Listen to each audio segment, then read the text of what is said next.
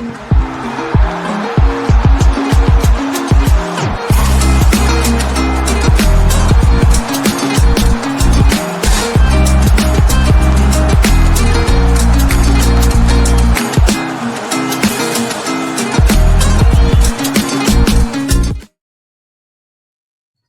and welcome back to El Partido, yet another Spanish football podcast, but as always, with a little nostalgic twist. Now, Real Madrid are often called the greatest team ever, but what does that actually mean? Well, today we've got a really exciting episode and a fantastic guest who's been on before. You'll know him, you'll definitely know of him, and he's got a brilliant book coming out soon, all about Real Madrid and the history of. First of all, I'll introduce Paul. Paul, we're back together again. We've had a week off together when I was on death's door, Paul, believe it or not. You were? I was actually dying last week. So I thank you so much for stepping in with that brilliant monologue all about the retro weekend. It was a fantastic listen. Oh, you're very kind, Nick. I'm glad to see you back to full health as well. It's I've been looking forward to speaking to you. It does feel like a long time, actually. A week's a long time in podcasts. It is. And I did feel bad this morning because I woke up I was in Munich this morning. So I woke up and I had a banging headache and I was feeling poorly. I was thinking, I've got to get a long flight and all that. And I was like, no, I've got to get better because I'm seeing Paul later and seeing this fantastic guest. So I've double dosed up on the ibuprofen, paracetamol. I've got some strange stick that the lady in the airport gave me for curing migraines. I am prepared for this one because I have alluded to the fact we've got a fantastic guest on. It is his second appearance on this podcast as well. It is the brilliant author of Pasión and The Greatest. It is Miguel Pereira. How are you doing, Miguel? Welcome back to El Partido. Thank you for having me, Paul and Nick, and just honored to be here, especially knowing that you're making all the effort to join Paul and me to speak about the book and about Real Madrid. And I think we'll have a very good time throwing back the years in the history of this somehow complex football club that is Real Madrid in all its dimensions, let's say, past, present, and future, perhaps. Yeah, it's an interesting one, that, because people do seem to take quite a one-dimensional view of Real Madrid, don't they? Sort of as really great football club, successful football club, Galacticos, money-making machine, and everything in between. But there's so many layers to this club that it's actually sort of like wrapped up in itself, and there's so much to explore. And I suppose that's the reason why you've written this fantastic book, Miguel. So if I could ask you first up to explain, what's the book about from your perspective, and then why did we write this book? Or why did you write this book, I should say? Well, I think it is exactly why I wrote the book, in a sense that I'm not a Real Madrid fan, although I lived near the stadium for about 12 years of my life. So Real Madrid has been part of my life. And when I was writing Pasión, you know that Real Madrid has a chapter of their own. Only Barcelona and Real Madrid have chapters of their own because of the historical relevance they have on Spanish football. And I was writing the Real Madrid, focusing on the wins in the European Cup and the Champions League. And I was talking to myself saying, there's so many things I'm letting out of the book that are so interesting about Real Madrid. Some myths that need to be talked about, discussed. A lot of things regarding the Real Madrid pre-European Cup years, the Real Madrid that few people know about. That the idea of writing the book of Real Madrid really kickstarted that. And then essentially, I think Real Madrid is a very complex club in a sense that they want to project to be winners, and they are. They are the greatest winners in the history of football. That's how the name of the book came about. They are the Brazil of football clubs, essentially. But somehow they also were not. And as Brazil was something different before 1958, when they actually started to win World Cups, Real Madrid was a different club before 1955. And there was a lot of misconceptions about who they were, about how they were founded, about who their supporters actually were, about the politics and the relationship they already had with the power, whether it was the monarchy, whether it was the Franco dictatorship period, even in the democracy years that we are enjoying in Spain for the past decades. And all those stories were told about Real Madrid, often from the perspective of Barcelona. So there's so many great books about Barcelona. I think probably all of the great writers of football that we love, like Jonathan Wilson's, like Simon Cooper, like Graham Hunter, have written about Barcelona, and they have done it beautifully. And by writing about Barcelona, you obviously talk about Real Madrid, but you usually do that from the perspective of the Blaugrana. And I never found a book in English that told the same story from the perspective of Real Madrid. I think people were not interested in investigate because they took the Barcelona version for granted. And I think there's a conception worldwide that everything that comes from the Camp Nou part of history makes sense and is not disputable, but it is in many ways. And that was what drew me to the idea of, let's try to tell the story from the Real Madrid side, but without being a Real Madrid supporter. Because if you do that as a Real Madrid supporter, you not only look biased, but you're probably going to be making mistakes as well, the same way that some Barcelona supporters do. So I tried to keep a distance as an historian, as a writer, but at the same time try to tell their story as it's not often told to the rest of the world. Yeah, I definitely agree on that. Because Paul, I know you've got an extensive collection of books just behind you, and I know you've got more off camera as well. But when you just mentioned that, Miguel, about I can count on the hands. You've already mentioned some of the authors about the Barcelona books and how they focus on the club. I can't do the same for Real Madrid. I can focus on the books that I know have been written about individuals about their time at Real Madrid. Alfredo Di Stefano, Juanito, Ronaldo, Beckham, etc., etc. But yeah, you're absolutely right. There doesn't seem to be this huge clamber to write about Real Madrid and its history. Why do you think that is, Miguel? I think most of it is because Real Madrid, throughout the years, became a very disliked club along different layers of supporters. I think the Catalan cause made a huge damage to the popularity of Madrid, particularly outside of Spain, because it's easier to support the underdogs. It's easier to support the rebels. It's easier to support the guys that you have the perception that they are being persecuted by the central power, let's say. So it's not only with Real Madrid. I think it happens with Juventus in Italy. It happens with Bayern Munich in Germany. In a couple of years, it will also happen with PSG. And there are grounded reasons for it. I'm not saying that Real Madrid is the perfect club, far from it. And the book tells that story as well. But that made the story of Real Madrid become more a reflection of what others think Real Madrid is, rather than what Real Madrid is all about. And then I think it's also the responsibility of the club itself. Barcelona has been very careful in the way that they promote themselves to the world. From different boards since the 1970s, 80s, 90s until now, they like to project an image that has some similarities with reality, but it's not total reality. And Real Madrid didn't care. I remember I was speaking with our good friend Sid Lowe for the book, and he said to me, the greatest difference between Barcelona and Real Madrid is that people who support Barcelona and the board of Barcelona could commission a book about Barcelona. It could have 10,000 pages, and they would be talking about the Catalan cause. They would be talking about Cruyff. They would be talking about Guardiola, the tiki-taka, the cantera. So they would be talking about loads of things. And if Real Madrid commissions a book about Real Madrid, is a one-page book with a picture of the European Cup, and that's it. And the club and Sid is totally spot on, because the club decided not to talk about themselves. And in some ways, I think the club of today is uncomfortable with dimensions of the Madrid of the past, political dimensions, the foundation. And it's one of the things that really made me want to do this, because you will not get it from visiting the museum. You will not get it from visiting the club web pages, who the founders of the club actually were and why. You won't get the stories about the years where Real Madrid became a working class club, the same way that Rayo Vallecano was a working class club. It didn't last long, but it was for a while. And those stories now don't fit the idea of Real Madrid as they want to project themselves to the world as a global winning club. So if you have a football club that is so worried about how they are seen outside the world as like a multinational, you're not interested in entering those sorts of tales, so you're not going to promote it yourself.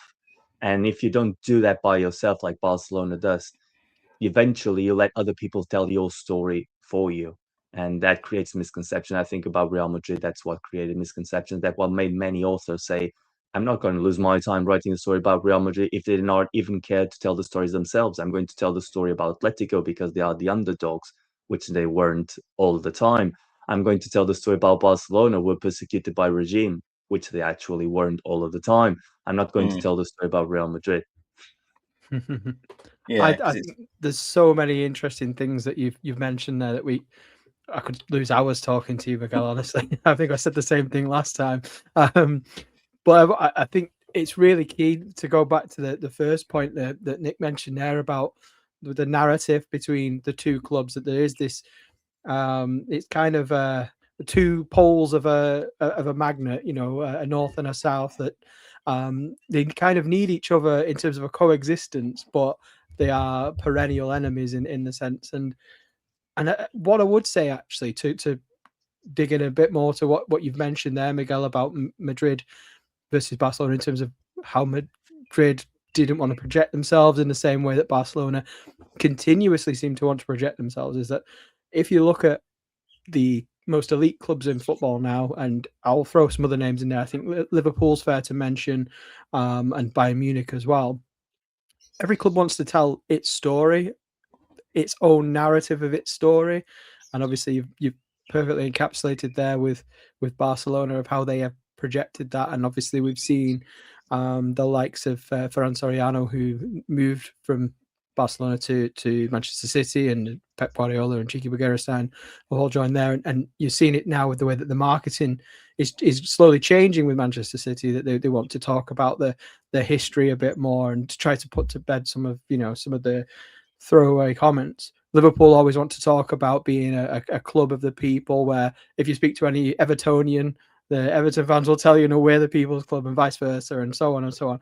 But with Madrid, it is curious how, by not wanting to speak about it themselves, that you're right in saying it's allowed other people to fill that space, and they've never really done anything to put to bed any of that talk. So I'm really interested to read your book, and because if it's anything like Passion or Bring Me That Horizon, I know it's going to be fantastic. So I think it's a really good opportunity to step into or bring to the fore elements of the club's history that have kind of been neglected by itself.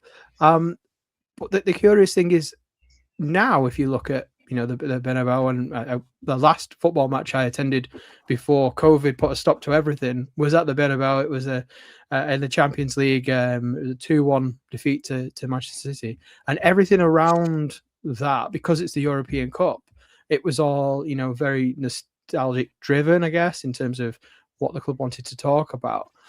But it was very apparent that Real Madrid see itself as a global brand first and a football club second, which is the opposite, really, of what Barcelona tried to portray itself. You think back to the last couple of decades with Mesco and Club and everything like that, that they've really forced that forward. Madrid are kind of the inversion of that, and it's curious as well, because, and I'm sure I don't want to steal any thunder here, I know that you'll be able to enlighten us a bit more, and certainly within the book, Madrid are always kind of, to anybody our age, I would say, actually, I've always kind of been revered as this club that is money driven, almost bourgeoisie, and has always been, and we'll mention the F word later, but we're not at that stage yet.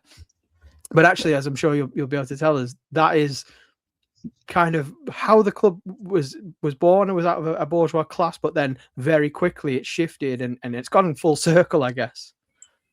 I mean, when I was young, I was born 84, so I grew up, and Barcelona was just kickstarting their current golden era, because there was a Barcelona before Cruyff and there's a Barcelona after Cruyff, and I just picked the first years of Cruyff. And I wasn't sympathetic with Real Madrid at all.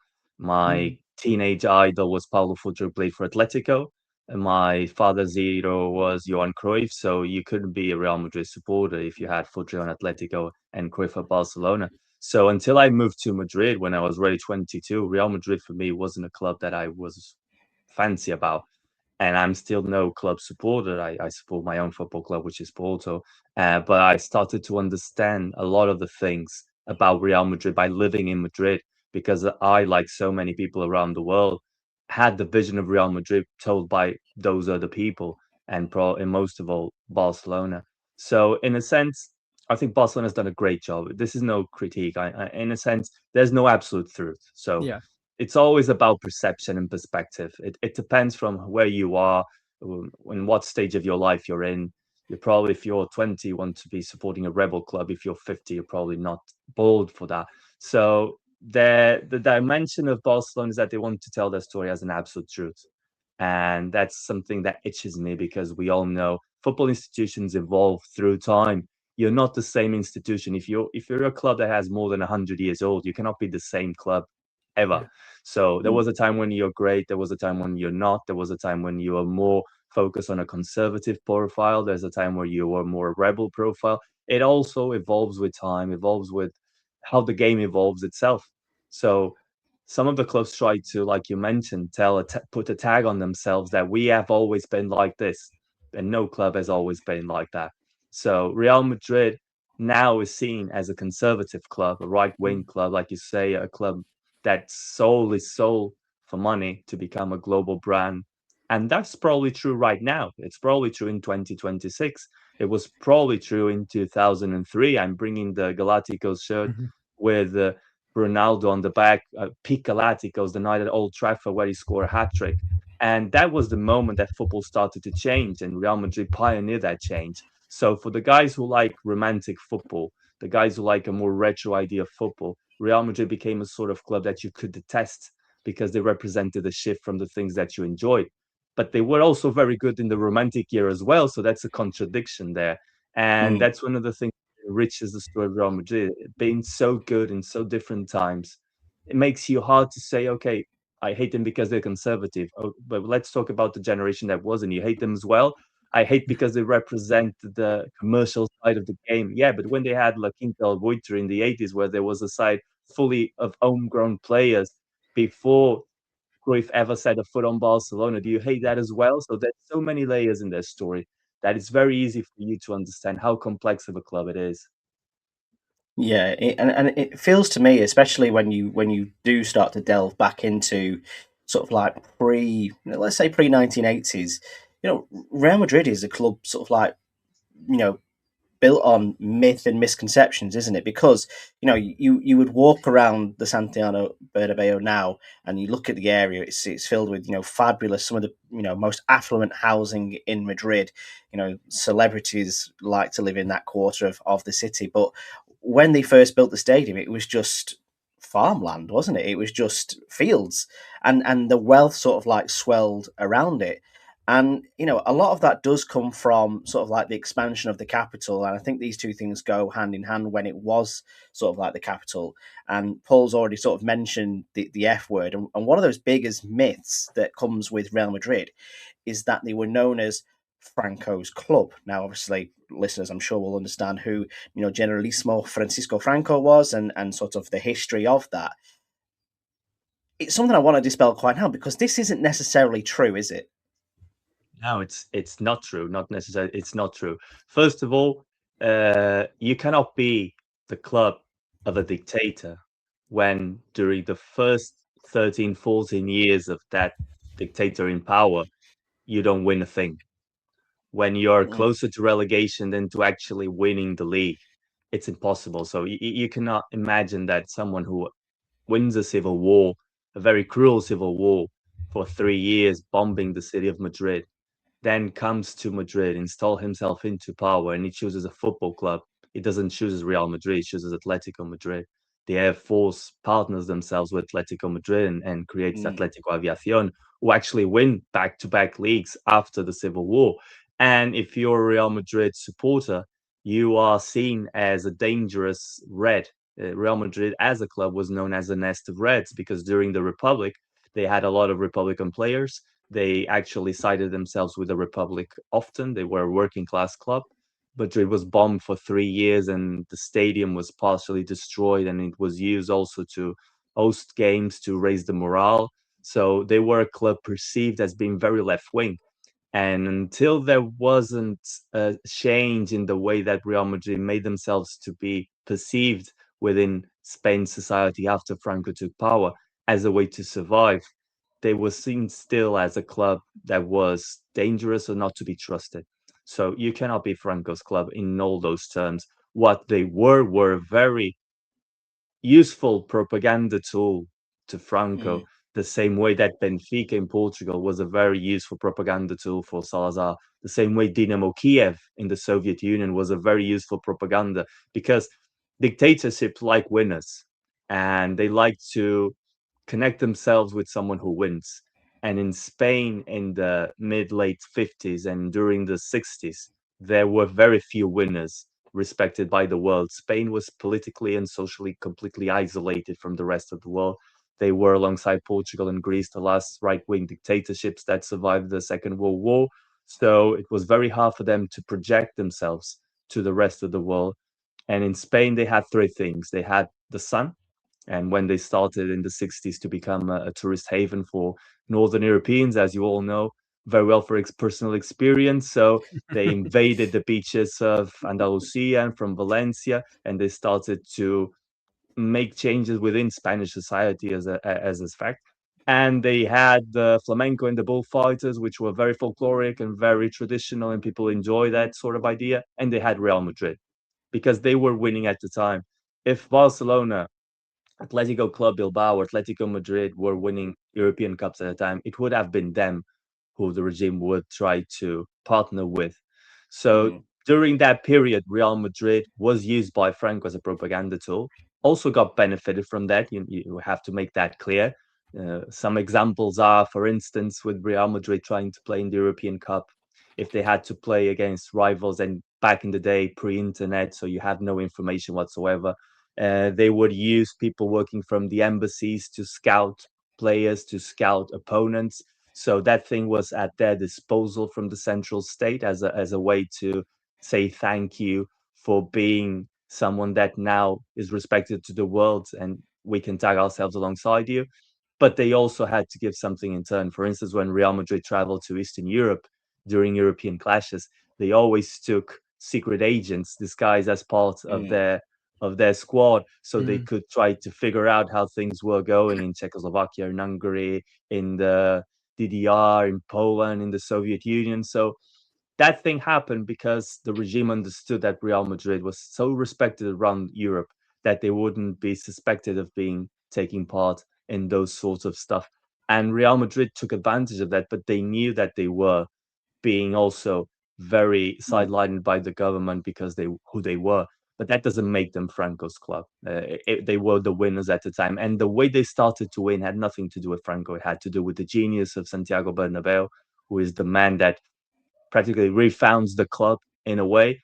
And it had to do with Barcelona mistakes. And that's one of the curious moments in history, because Barcelona's narrative that they are a persecuted club, that they are a club that was sidelined by Franco in favor of Real Madrid, that was beautifully designed by a great writer called Montalban, a great Barcelona supporter, and then it was followed by the press, especially in Catalonia. It actually started because Barcelona, who had a lot of support from the regime, you had to figure out that Barcelona is a right-wing club in Catalonian society, so there are no left-wingers. And the great industrialists and the great businessmen of Catalonia were also Barcelona club members and were on the board. And they were scared to death that the communists and the anarchists took over their companies in the 1930s. So they actually bankrolled Franco. They bankrolled the military coup that started the civil war. So you were not expecting that after the war, Franco would come and say, okay, you have supported me financially, but now I'm going to close your club. It didn't happen. Barcelona were able to play. And when Real Madrid won their first league during Franco, Barcelona had already won 5. So you're not a persecuted club when you win 5 out of 15 leagues. And they also had some help with the signing of Kubala, for instance, who had flee from Hungary. And Real Madrid tried to sign them, but Barcelona came first. So if they were supporting Real Madrid, it would be easier for them to say, no, you're going to stay in Madrid and play for Real Madrid. And they were even supported financially by Franco when they moved from the old stadium of Les Corts to the Camp Nou, because like now with the Camp Nou renewal works, things got out of hand and they were in debt a lot. So Real Madrid never got that full support. And they also benefited the fact that they were so good in the 50s and the 60s because Barcelona refused to play in the European Cup. And that's as easy as that. They were invited before Real Madrid. Real Madrid was actually champions. And in the first edition of the European Cup, the idea of Gabriel Ano was try to have league champions, but only if the league champions were also the most respected club in the country. And for him, Barcelona was the biggest club in Spain, and that was normal because from the previous 15 years, they had won more titles than anyone else. They had won the Latin Cup, they had Cobal on their ranks. So for the League team, it was normal that Barcelona would represent Spain. And Barcelona simply said no, because they were strictly connected with that bourgeoisie, that sort of industrialist environment of Catalonia, who were much more keen for them to play the Intercity Fairs Cup, because that was a competition that was sponsored by UEFA. And that was a project that was more close to the idea of what later became the EU. So they wanted to be part of it because they felt that was the future, to connect cities through business. And that would be the beginning of the European Common Project. And Barcelona decided not to take part of the European Cup, and Real Madrid said, okay, if they don't want to, we're here, we're happy to take part of it. And they stopped winning, and they never stopped for 5 years. So simply if Barcelona had said, okay, we're in, there was no Real Madrid team capable of winning the first edition, because they wouldn't have been invited. And also, there would be no Real Madrid league champion if Barcelona had signed Alfredo Di Stefano. And that's another myth about Real Madrid that we can talk about in detail, because back in the day, to explain a bit what happened with Di Stefano, is that he was playing Argentina. There was a strike, player strike, and players fled to Colombia. That was by then a pirate league. They were outside of FIFA. So a lot of players from Brazil, from Argentina, even from England, because Andy Mitten moved from Manchester to Colombia to play. So a lot of players just moved there, and Di Stefano was one of them.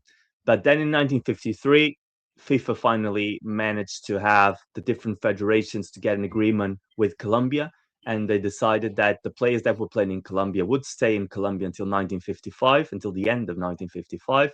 And then from then on, they had to go back to their previous clubs. So what happened was that Barcelona, who had Kubala suffering from tuberculosis, so they thought that they had lose him for good. Barcelona went to River Plate, which was the previous club of Di Stefano, and said, we're going to buy Di Stefano from you. And River Plate sold them the rights of Di Stefano. Thing is, this was 1953, and River Plate only owned Di Stefano from 1956 onwards. So they had to have Millonarios on board as well.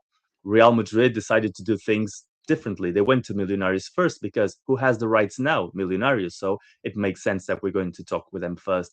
And also, Santiago Bernabeu was a close friend of Alfonso Sr., which was Millonarios chairman. Actually, Barcelona and Real Madrid only knew that Di Stefano was a genius because he had been in the celebration of the 50th anniversary of Real Madrid. And that's when everyone saw how good he was. And the good relationship that Real Madrid had with Millonarios made them able to buy Di Stefano from Millonarios. But then you had a conundrum. Madrid had the rights until 55. Barcelona had the rights after 55.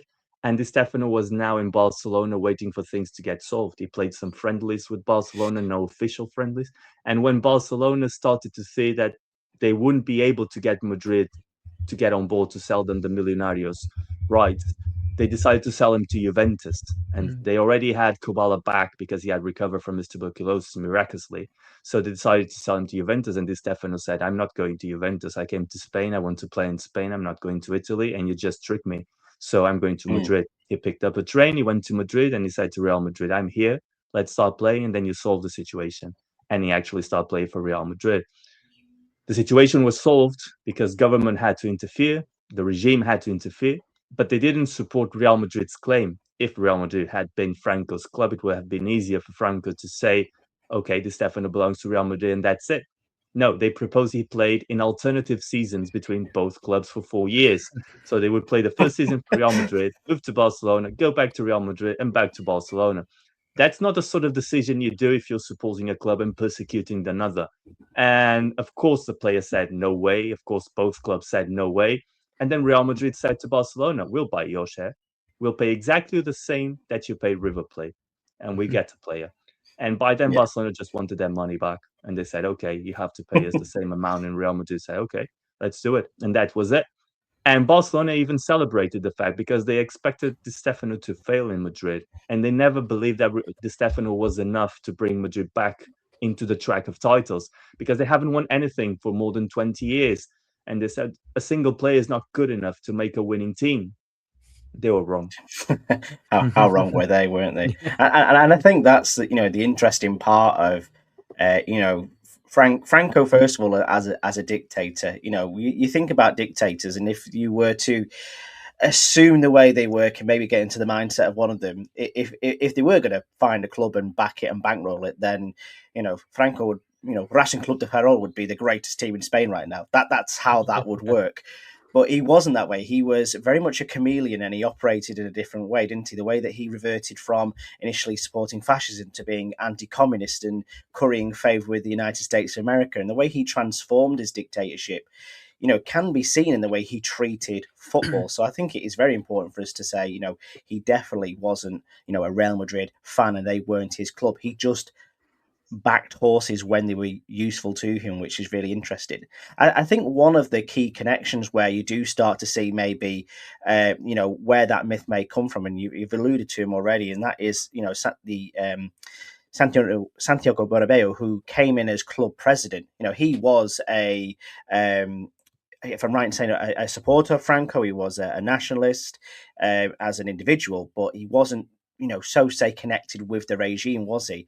But ultimately, he was a innovator. He was a businessman, and he knew how to get things off the ground. So when he came into Real Madrid, that's when you start to see this huge transformation, don't you?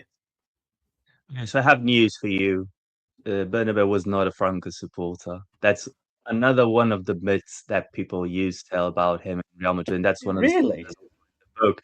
So the thing is, the same way that you describe absolutely perfectly, I have to say, how Franco evolved through times, you can also describe Bernabeu as well. So Ah, Bernabeu was a guy that was often very soon in his life, but their father had some lands in Ciudad Real in the Midland of Spain. So you could say that he came from a family with possessions, but he was not that rich.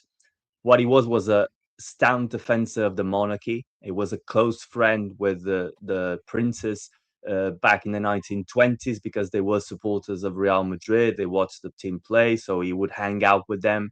So he was very close to the monarchy.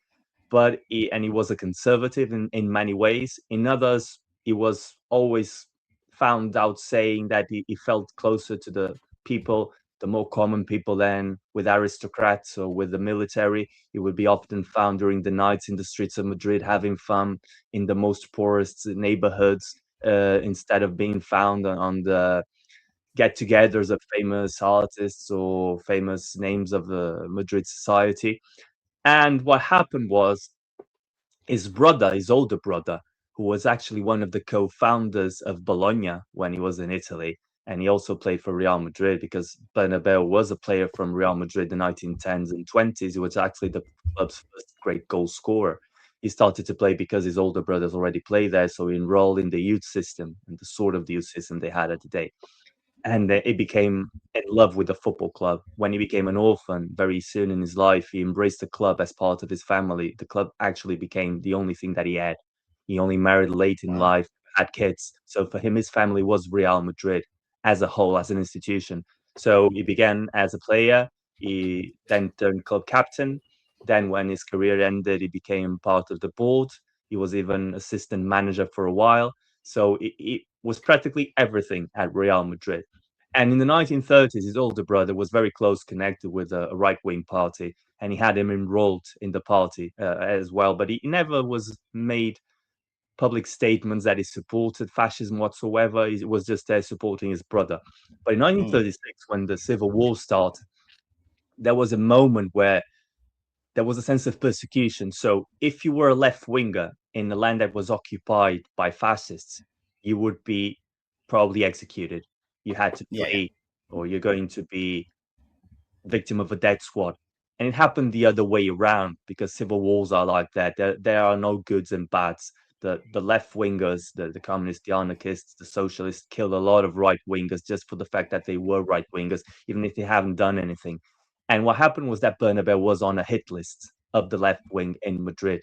He and his best friend, and his best friend was actually murdered. So he later married his wife, his widow, just to protect his memory.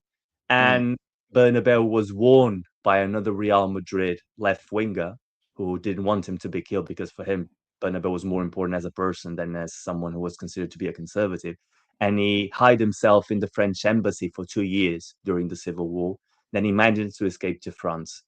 And when he got to France, he understood that if the Republic won the Civil War, he would never be able to return to Spain. He understood that if he was on a death list, if he crossed the border, he was going to be hit at the right Mm. moment he entered the country. So he had to support the other side. And also, during the Civil War, Franco was very clever because he promised everyone who supported the monarchy that if he won, he would reinstate the monarchy. And the Republic started in 31 when the king fled after losing some local elections. So the idea was, no, this is a coup to remove the Republic, to remove the anarchists and the communists from power. But once the war is over, I will reinstate the king and things will be back as usual in the 1920s, where we were all very happy. So Bernabeu and a lot of people bought into that. So Mm. from the idea of being exiled for life and the idea of having the monarchy reinstated, he enlisted on Franco's army voluntarily.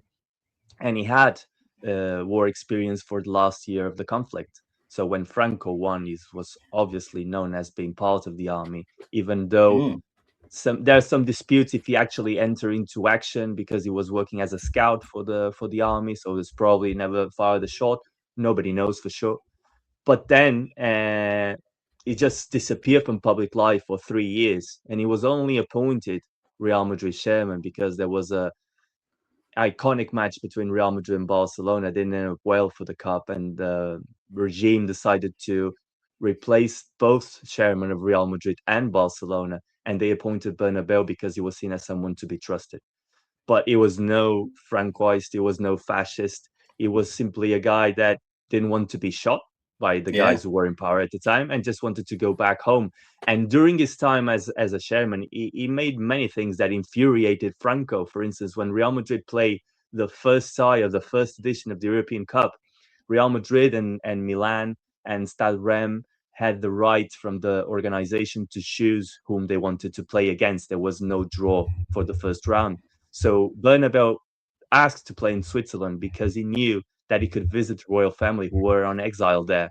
And Mm. Franco didn't took a liking for that, not at all. He even tried to block Real Madrid to enter the competition, and Bernabeu sent him a letter say, if you want to stop Real Madrid, then you just have to bomb the plane that we're going to board into because we are going anyway. So he had a lot of rows with members of cabinets from Franco during the time he was a Real Madrid chairman. And probably the greatest example of how Bernabeu and Franco, they respected each other in a way, but they didn't get along, was that in the mid 1960s, Real Madrid was almost broke. So Bernabeu decided to do two things. The first one was to create the greatest club academy in the world, that they bought a lot of land in the north side of the Madrid area that hasn't had anything built around it.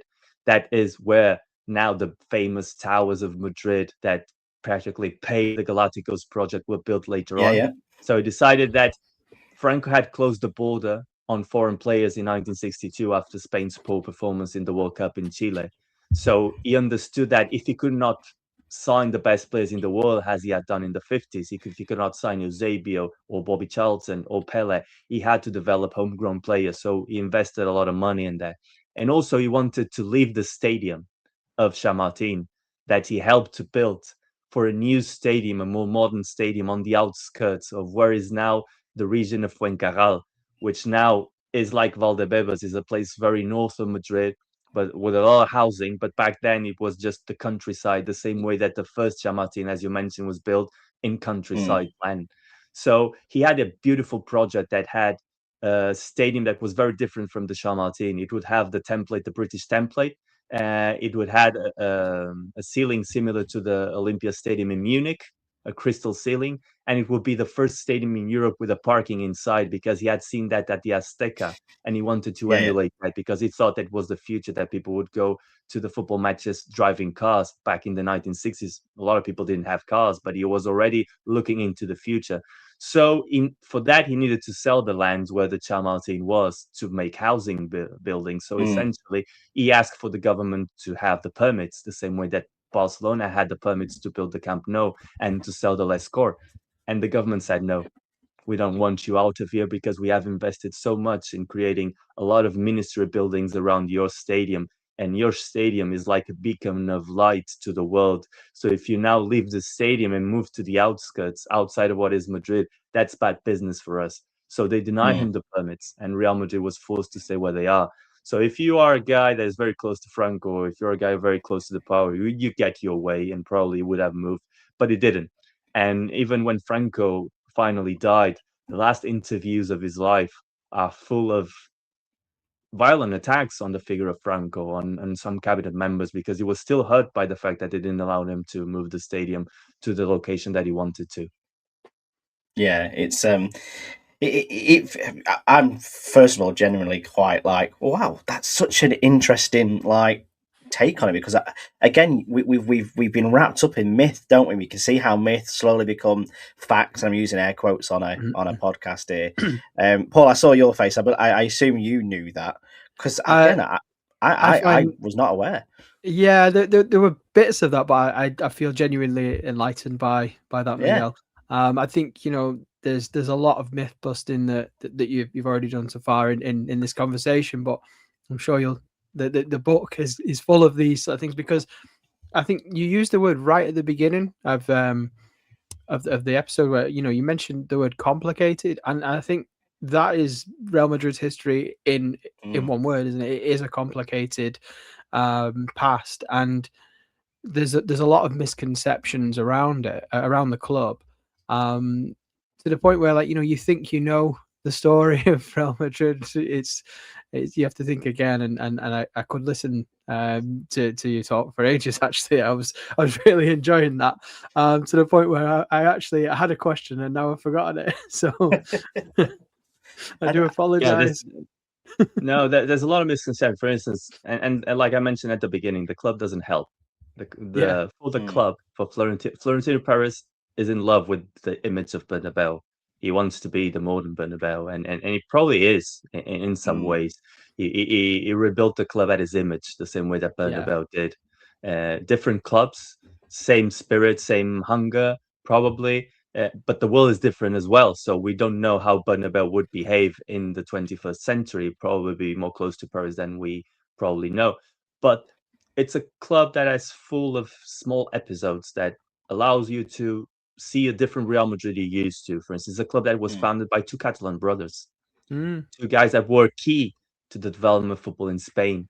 And of course, Real Madrid is not very keen in talking about it. So one of those brothers, who's called Carlos Padros, was born in Barcelona. His father was a Jewish businessman who was from a family in Barcelona who moved to Madrid in his teens. So actually, his sister was known as the most clever woman in Spain, and he ended up in London teaching on the King's College. She was one of the first feminists, the first women to get into the university in Spain. So it was a family full of characters that would define modern Spain in a way.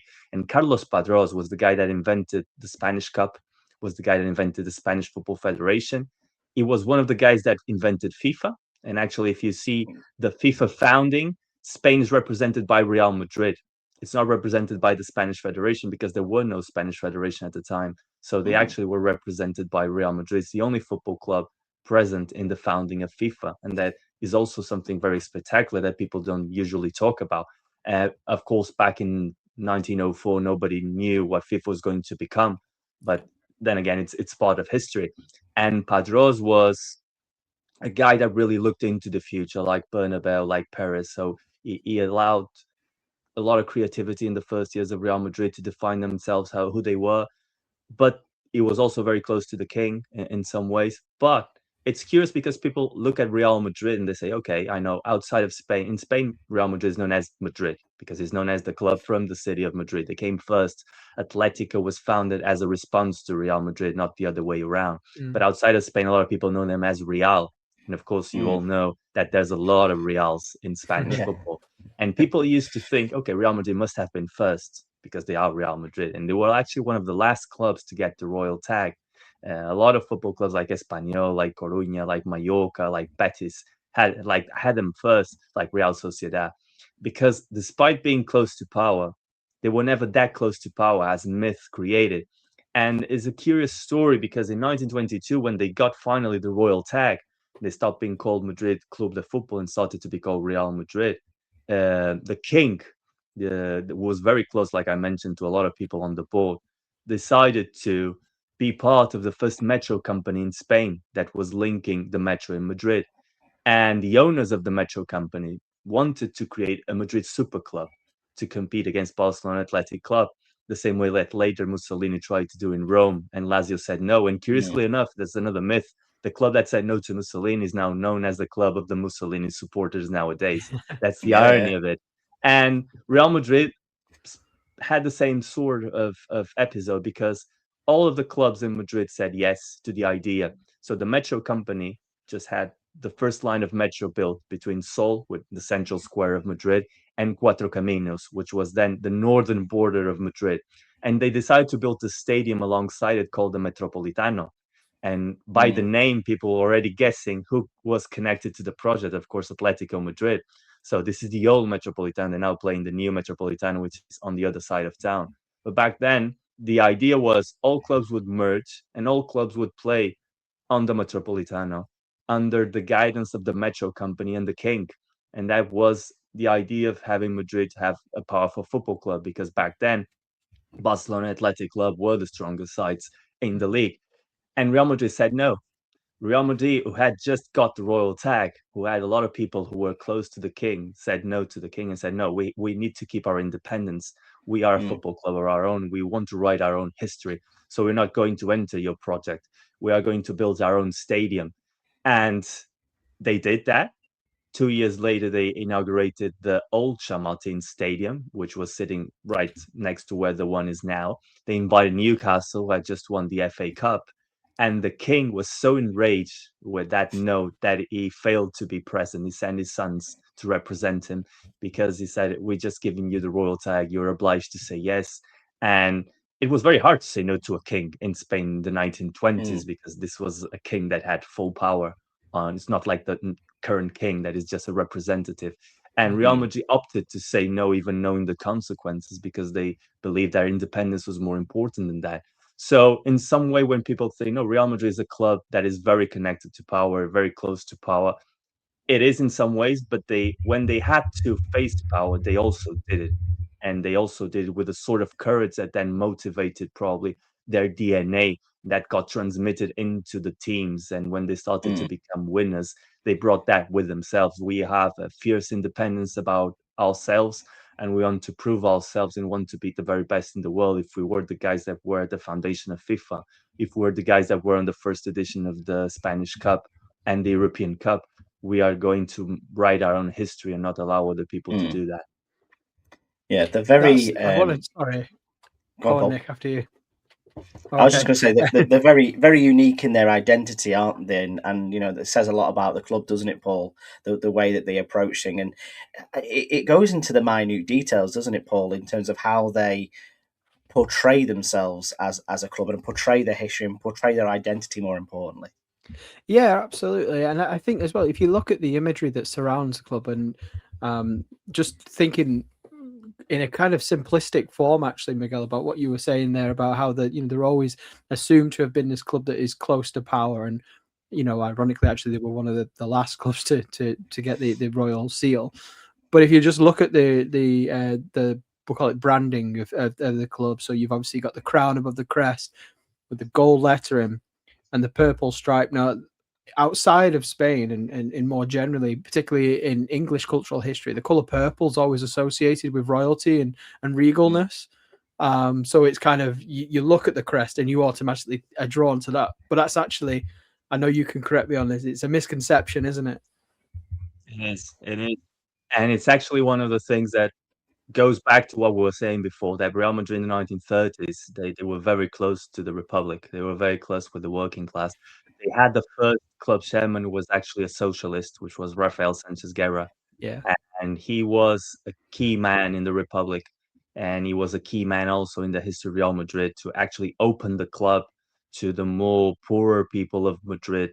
And the purple stripe, as you mentioned, is connected with the flag that the Republic had, which had purple, yellow, and red, and is also the color of Castile, which is the region of Madrid, because back in the day there was no Comunidad de Madrid as it exists now, so Madrid was part of the old Castile.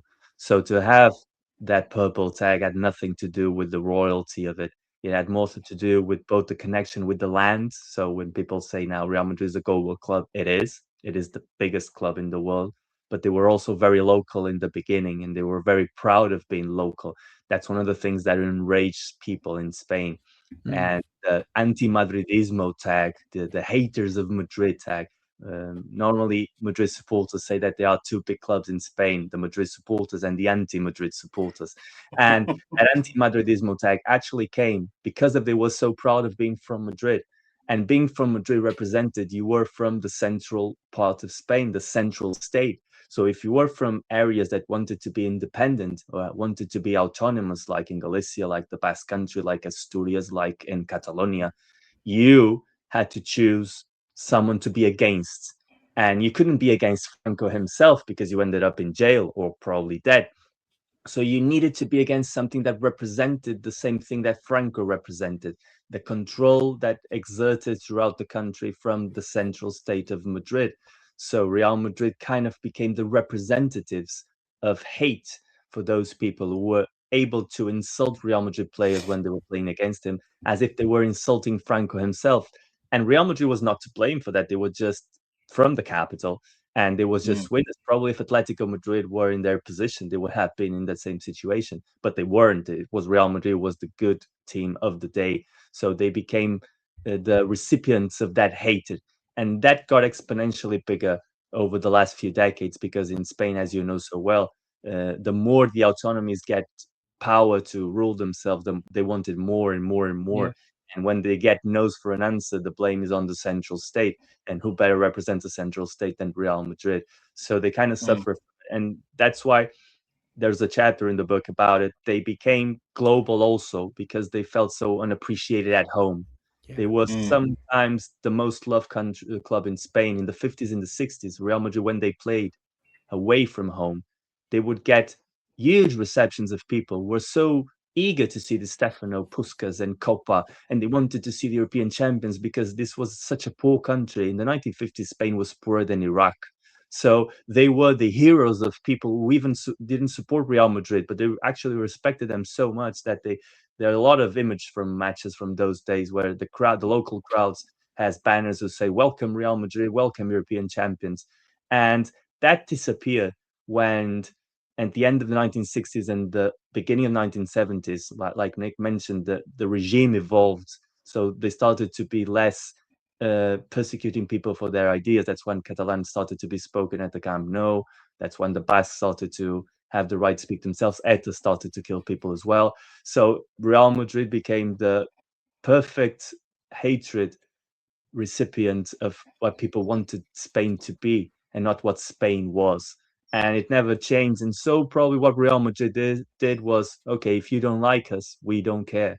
We are going to be respected all around the world, and we are more interested to have supporters in South America, in Asia, in Africa, in the United States, or in the Netherlands, and have supporters in Murcia or in Galicia or the Basque Country because we are so big that we don't need to get ourselves recluded in what is Spain. We always look beyond that. And that's probably that hunger that fueled the transition from the old days to the Florentino Perez days.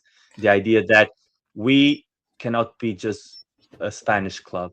We cannot be just a Madrid club. We want to be the clubs of the club of the world. And the same way that Barcelona wanted to be the club of Catalonia, but they're also a global club. And they actually benefit a lot from being a global club, despite they sell the idea they are so local.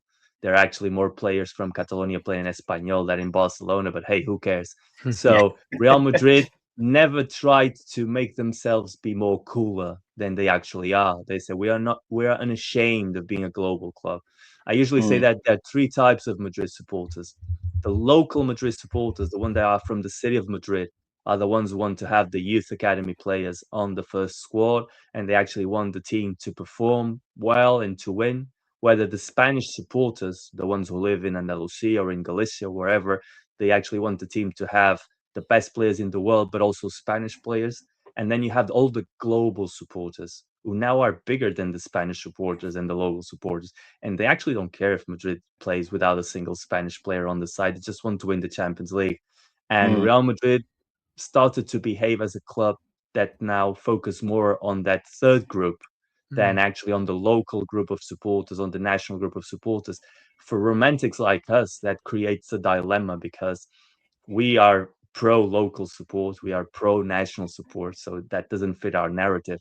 But in a way, it makes also sense that if you have probably 60 to 70% of supporters from all around the world, why would you just sell the idea that you focus on the 20, 30% like Barcelona says that they do when they actually don't? Yeah, and that's really interesting in terms of how that link and I think that's the one that you've just made there as to how Real Madrid really harnessed that sort of like disdain that they had at home to becoming this global power, and then it was sort of accelerated or put on steroids by Florentino Perez during his first era. And when he sort of like went into creating the Galacticos, he was already building on a foundation of a team that was recruiting players from around the world. You had Cafu, you had Roberto Carlos, Redondo from Argentina. And then when they got the Galacticos era and they started to bring players from all four corners of the globe, that was when it really felt like Real Madrid were this global dominant. There was no club like Real Madrid, was there, at this time when they're signing Ronaldo, David Beckham, Zidane, Figo. It was fever pitch, wasn't it?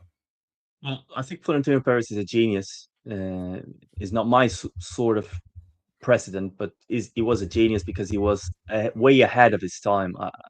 I say in the book that he created the concept of Avengers, of Marvel Avengers, like 10 years before Marvel Avengers actually became a thing.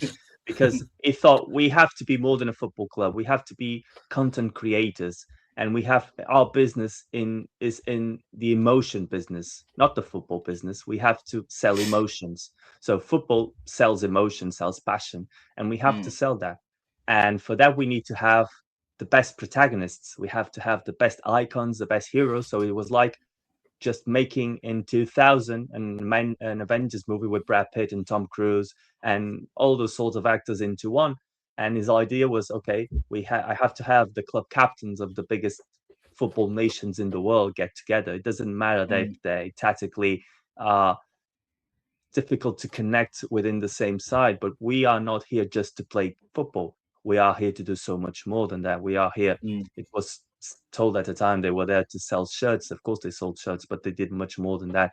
They had the club make some very interesting business with different sponsors who wanted to get themselves connected with the club because it was big connected with the biggest players in the world, not just the club. So you had the biggest club in the world on one hand, but you also had the biggest individuals on the other hand. So that was a win-win for every company who signed a sponsorship deal with Real Madrid in those days.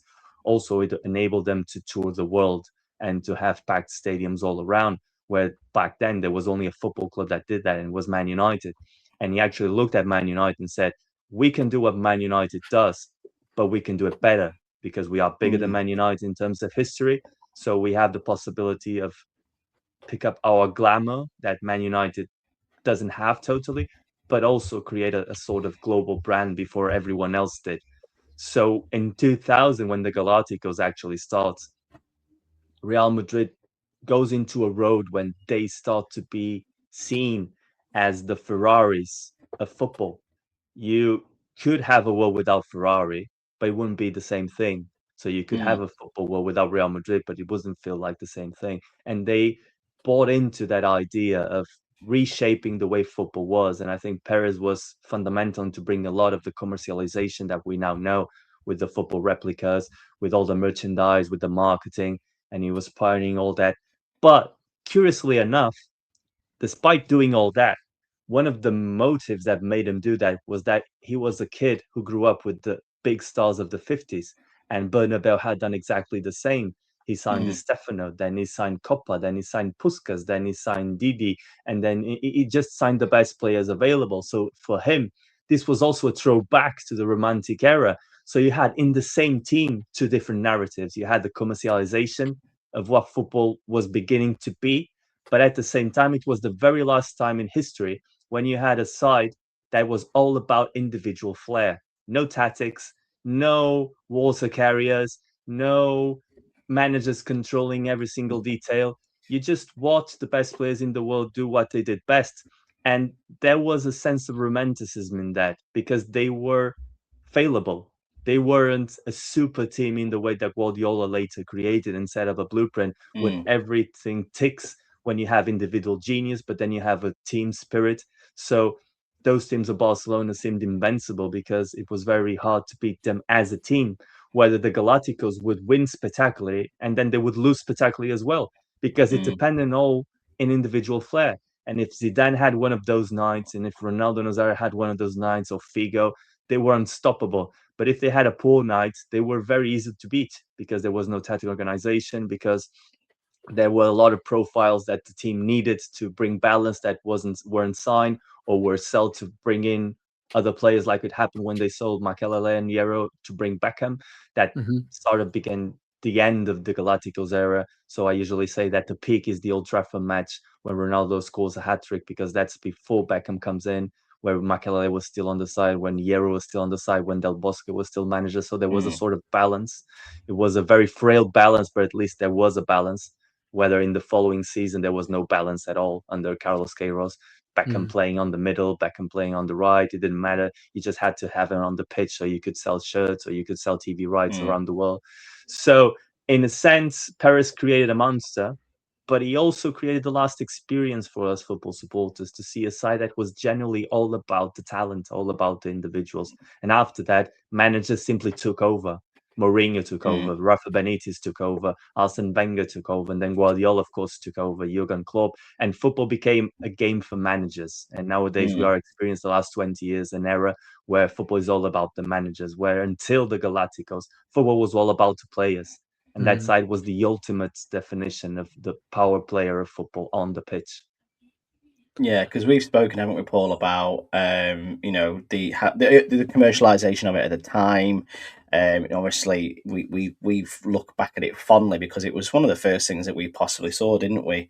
And we wrote recently, didn't we, Paul, about how that Galacticos model, as fun as it is, it probably doesn't work now, and it probably links, doesn't it, to the question of greatness for Real Madrid is, are they continuously, using greatness? Or did they build greatness and it's a legacy greatness, or are they having to reinvent greatness every single time? Because at the minute we see them, sort of struggling a little bit, aren't we? This is 2 seasons back to back for Real Madrid without any trophies. It's a grave concern for them when they can't get a tune out of a great manager like Xabi Alonso, can they, Paul?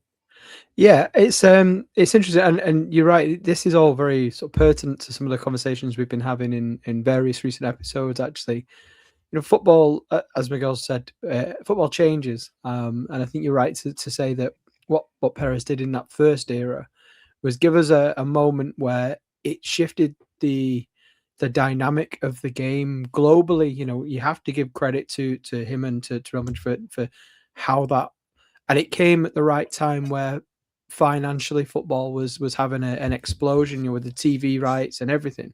And I don't think without that sort of contribution that Real Madrid make to the commercialization, particularly of the early 2000s. We've talked about like the Nike adverts with half of the Brazil squad, or playing football in the airport and various other things. That is a moment as well where people are real people from a new audience are taking an interest in Real Madrid, and that doesn't happen without the forward thinking of Florentino Perez. Yeah, you're right to say that nowadays the game's changed again, because obviously we had the what we called it the second Galactico era, didn't we, with Kaká, Ronaldo, etc., where some of those signings were hits and some of them were complete misses, but they still won trophies, and key to that was having, a strong manager to manage those individuals.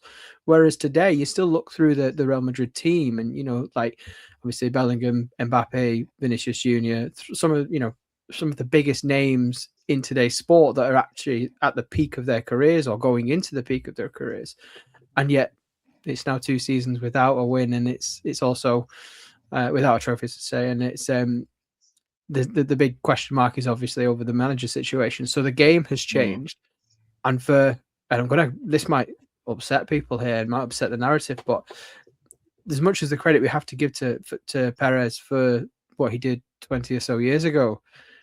With the sort of the last handful of years, we talk about his ideas for the European Super League and everything like that. Is it that maybe the game has passed him by? So he may have once been this pioneer, this forward-thinking individual, but has it come full circle? And maybe now it's, I don't know. I don't really want to be the one who commits an answer to that question. Yeah, well, we kind of alluded to it in one of our articles, Miguel. We wrote this idea of the theory of nevolution, and that is because, you know, Florentino Perez has got this idea of how a team should operate and how he likes it to be represented. And you know, the players that Paul has just mentioned there, we could say we're in our third Galacticos era with the fact that they're signing players like Mbappe and Vinicius Junior, Jude Bellingham, etc. But it doesn't seem to be cohesive with, as you've mentioned, the era of the manager, and that era of manager has shifted to sort of era of head coach, because you've got sporting directors and clubs who are now building themselves to be able to more easily change who's in charge of the team, so that the identity and the way the club plays is transitional between many people, which is why you would see succession planning at places like Manchester City, at Arsenal, at Liverpool, etc.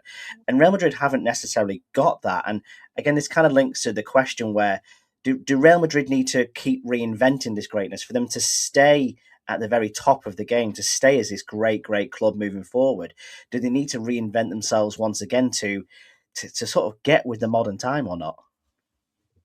Well, we can say that it seems that nowadays, or at least over the past few years, everyone in the world is playing a game, and Real Madrid is playing a game of their own. Like they are the only club, at least at the top, that they are going in one direction, where all the rest of the world is going on to another direction.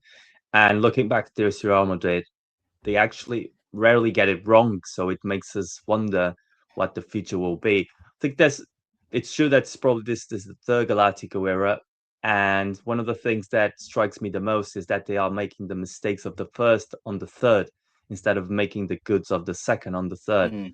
And let me explain. When they move to the second era, when Perez gets back into the club, he actually signs some of the best players in the world, like Paul mentioned. Kaká didn't work out, but Cristiano Ronaldo, of course, did. But they also signed a lot of players that weren't the sort of players that they signed in the early 2000s. So in the 2000s, they not only signed Beckham, but they wanted to sign Totti as well. So whether you fit Totti in there, I wouldn't know. And you had Jorge Valdano asking for Nesta and asking for Patrick Vieira and even Steven Gerrard. And Perez was always looking for forwards and strikers and creative advanced midfielders. So when they moved in the 2010s, they said, okay, we need to bring balance to the side. That's why they got the Di Marias. That's how they got Xabi Alonso. That's how they got Luka Modric. That's like they got Toni Kroos. Decisive players to their second golden era where they have won so much. They also allowed players to have more power, more local players like Sergio Ramos, for instance, was the club leader. And they also had first Mourinho as a manager who sort of returned Real Madrid to their best and returned them to the idea that they were predators on the pitch. And then Ancelotti and Zidane kind of benefit from it, but also knew how to manage those egos and to create a team spirit. And when those names departed the club at different times, first Cristiano, then Ramos, then Benzema, then Kroos, and then Luka Modric. So they kind of were left orphan of leaders on the dressing room. They were left orphan of a manager who could control the egos. And they started to sign again players like they did in the early 2000s, where they were needed. So Mbappe wasn't needed when you already have Vinicius because they play in the same area. So if you want to side Jude Bellingham, you want it close to the box. You don't want him as a creative midfielder on the middle because that's not what he does. So that was like putting Beckham on the middle. So those sort of mistakes that they actually managed not to do 15 years ago, they are starting to do them again. And regarding the managers, I think Real Madrid historically has a DNA, a blueprint. They are not a club guided by football managers. They have never been. They are a club guided by chairmen who have total power and enjoy having total power because Santiago Bernabeu and Florentino Perez are both from the same mold. And they are club that are defined by player power. They always have been. So they are a contradiction to the manager era. They are a club that goes through a different path to success. And that's why probably supporters of Real Madrid enjoyed so much the last two Champions Leagues, because they were aware that They were fighting against clubs that are richer than they are, the clubs from the Premier League, the PSGs, and they are fighting against clubs that are putting so much effort into hire the best managers in the world, bring all the sort Mm. of modernity to their way of managing the clubs, whether it is training set pieces, whether there is having huge staff, making a lot of things. And they were winning the old way with a guy that was just a cool guy managing egos. And tactically, they were not very modern, but it was enough because every single decision took advantage of the best of the players that they had. So they looked like a team from the past playing against teams from the future. And I think when they decided to go for Xabi Alonso, it was when Perez believed that, okay, probably we need to get together with the rest of the pack. We Mhm. need to move ourselves into a different direction. We have a lot of youth academy players that are coming in, and they had just won the youth league all over again. Mm. So they are starting to believe in their youth system more. We have signed a lot of youth players because the Vinicius were signed where they were 17, 18. They were not Galacticos as when they were signed. They became Galacticos already in the club. So even Bellingham was signed very young. Mbappe is not too old as well. So we have Arda Güler. They signed Nico Paz and Mastantuono from Argentina. So they had a lot of sort of young players, and they probably believe that okay, these players are so young that they are ready to be managed by a modern manager, and they made a mistake. And Mm. I think Real Madrid has learned the lesson that they are not a football club for the Xabi Alonso's, for the Guardiolas, for the Artetas, for the Jurgen Klopps. They are and remain a club for the profiles more similar to Ancelotti, to Zidane. And I think what we are going to see next season is they're going to revert to that model. And it Mm-hmm. also happened when the first time Zidane left and they went for the first time that Ancelotti left and they went for Rafa Benitez. And I think Mm. back then Perez was also trying to move in that direction. And it didn't work out for them because Rafa Benitez tried to coach the players. He actually tried to teach Cristiano Ronaldo taking free kicks. And that was the day that he was out of the club because Cristiano Ronaldo was looking at him and said, how Rafa Benitez is going to teach me to score free kicks. And that's why they love Zidane so much because Zidane actually could teach Cristiano Ronaldo to score free kicks because he was a better Mm. kick taker, probably. So when Zidane left, they went to Solari as well. They went to Lopetegui, who had also been a manager from the more modern era. So there are moments in time when Perez thinks, okay, it's time to go into the future like everyone else, but he always fails. So I Yeah. think he will probably going to stick with the old. But sticking with the old is also revolutionary in a way because if you're countercultural, Yeah. then also makes you special. And if you're just go join the flock and then you're going to sign the next Guardiola, you're just one of those teams that they'll probably have a manager that will have the team perform like they are machines. And for Perez, people don't want that. And I think in a way he's right. A lot of the people like me, for instance, who have seen football from very different eras, they usually say that football today is boring in terms that you don't see Mm. things who are new to you. It's always the same pattern. It looks like a handball match or a basketball match where the ball moving from right to side. You're not taking chances anymore. You're not going dribbling past players anymore. You're not going shoot from long range anymore. You just for the percentage, you go for the expected goals, you go for the possession. And for Florentino Perez, this is the guy that created the idea of the Avengers. So he'll probably look at that and say, okay, this looks like a movie from the Cannes Festival of 1985. I don't want to see that. I want to see popcorn movies. And I think the people at the Bernabeu want to see popcorn movies. So they want to see the Avengers. They want to see the Pirates of the Caribbean. They want to laugh and they want to be enjoyed by the experience of being there. And that is not going to happen with a manager that says to the players, just keep the ball for 10 minutes and you'll get your chance.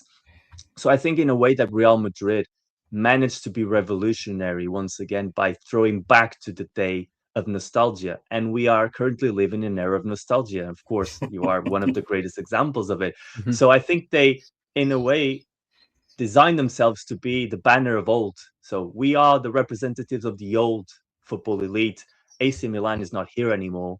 Bayern Munich is here, but they are also moving towards the future. So they are here, but they are kind of not here. Juventus is not here anymore. So Manchester United is not here anymore. So we are the guys that you remember when you were kids or when you were teenagers that were very, very good. We are not PSG. We are not Man City. We are not the sort of football clubs that came with the money now. We are not Chelsea. We are Royal. We are Real Madrid. So look at us as a symbol of the nostalgia, the same way that you look to, I don't know, The Knight Rider or Baywatch, or you look at EastEnders, or you look at something that reminds, or Oasis, or something that reminds you of the past. And I think they have embraced this idea of being the representatives of days long gone, as a way to, if you want to enjoy yourself at football, you always have us here. You always have us here to enjoy with us, with all the frailties, with all the good, the bad, the roller coaster of emotions that football is. We are not predictable. I think that's the tag. We are here to surprise you for the good or for the bad. No, that sounds amazing. That feels like an absolutely brilliant way to end this episode as well. And we look forward to seeing what Real Madrid do in the summer with their manager. And the rumor is, and I won't read it out here, but if it happens, then yeah, I'm very much on board with your thought process there, Miguel. Thank you so much for joining us. I know you're a very, very busy man. You've got a book launch coming out. Would you like to tell everybody, where they can go and get the book from, when it's going to be launched, any other bits of gossip around that? Well, the book officially goes out May the 18th, so it will be available. I always recommend people, if you're in the UK, to go to your local bookstore, because normally the book is published by Pitch. So they are one of the best sports publishers in the world. I'm lucky enough to have worked for them for 3 books. I'm already on my 4th now. So it's a great experience, and it will be available on bookstores. But if you're not in the UK, if you want them to be delivered at home, you always have the opportunity to buy them from Waterstones or Amazon. And if you are in Spain or otherwhere else in Europe or the world, Amazon delivers worldwide. So you get your book not probably at day launch, but a couple of days later. But that will be good reading for the summer, while you take some expectation of what to expect from Real Madrid over the next few years. Yeah, Perfect. It's going to be absolutely, a fascinating read as well, as we would come to expect from yourself, Miguel, with your previous. And I'm very excited to hear about the possibility of a 4th book already. You could see the ideas in my head percolating. We'll have to get some download from you off air on that one. But no, thank you so much for joining us. I can already tell you that it's a book about another football club from the Iberian Peninsula. From the Iberian Peninsula, and a club that is close to my heart. Oh, lovely! There we go. I think I might know where you're going with this one, but we'll leave all to be revealed. But thank you so much, Miguel. It's been an absolute pleasure for you to join us. Paul, thank you once again. Lovely to see you as always. Oh, thank you. I just want to echo what Nick said there, Miguel. Thank you so much. Very generous with your time again, and it is always fascinating to listen to you. And I'm looking forward to reading the book. I can already recommend, if people haven't read Passion or Bring Me That Horizon, that they pick up a copy of that, because they're also 2 fantastic books that sit proudly on the bookshelf there behind me. So yes, thank you both for your time this evening. I've loved every minute of it. Yeah, really much so. We're gonna have to get something for Miguel for a 3rd appearance. Like when you get given the match ball when you've got a hat trick. We're gonna have to get something for Miguel when he eventually makes his anticipated 3rd appearance. But yes, and the last people I have to say thank you to is you guys at home. Thank you for your support once again. I really hope you've enjoyed this episode. Do go and get The Greatest, because it is going to be a fantastic read as well from everything we've heard in this episode. You can also head over to our Patreon. You'll be able to hear this episode early and ad-free, plus loads more extra bonus content as well on there for you to access too. And also keep your eye out for our Substacks coming out on Mondays and Thursdays. And I feel like I definitely have to do a Real Madrid themed one now as well, based on some of the stories, the education that I've had this episode too. But thank you so much for listening once again to El Partido. We'll catch you next time. Hasta luego.